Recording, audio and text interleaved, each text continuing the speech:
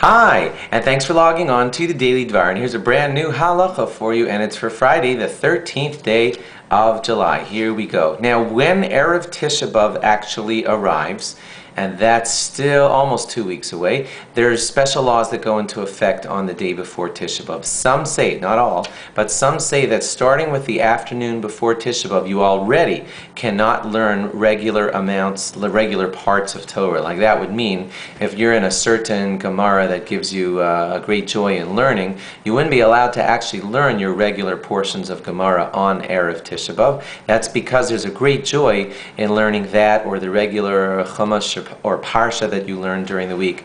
Learning that would give you great joy, and some say that the law already begins on the afternoon before Tisha B'Av, that you already start to slow down your regular learning and go over to learnings that will not give you as much joy. Now that's an argument about Erev Tisha B'Av in the afternoon. Some will learn only special Tisha B'Av type of learnings, and some will learn all regular learnings right up to Tisha B'Av itself. You can ask your rabbi which one he feels that you should follow.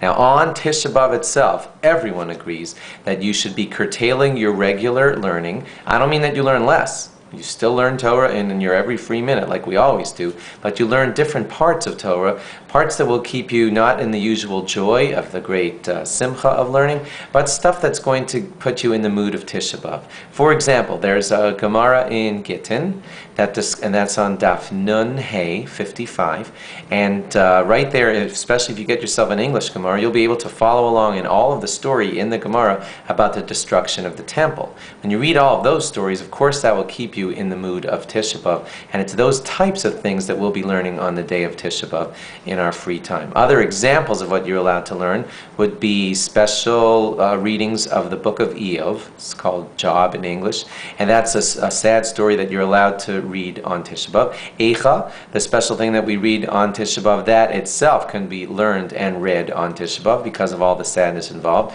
A person could learn the laws of mourning, of sadness, Avelus it's called. You can of course learn all the laws of fasting and Tisha B'Av itself, but the idea is that it keeps your mind off of other things. Starting with the afternoon before Tisha B'Av, you should also start to curtail all distracting things, like just taking a walk, just to get your mind off of things. Already on the afternoon before Tisha B'Av, we already stop doing those kinds of things. Stop playing with your video games or whatevers, and you keep your mind focused on the task at hand. Thanks for logging on. Log on for more tomorrow. Bye-bye.